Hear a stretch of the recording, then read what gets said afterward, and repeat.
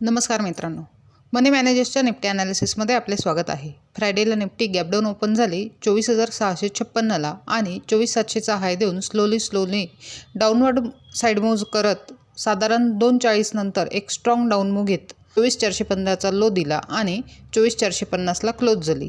एकंदरीत आपल्या ॲनालिसिसप्रमाणे 24,680 ही लेवल खाली ब्रेक करून निफ्टीने साईडवेज मुवमेंट दिलेली आहे. आता डेली टाईम फ्रेममध्ये बघितले तर निफ्टी रँडम बिहेव करत असल्याने 24,300 ही एक महत्त्वाची लेवल आहे. जर ही ब्रेक झाली तर निफ्टी डाऊनफॉल देऊ शकते.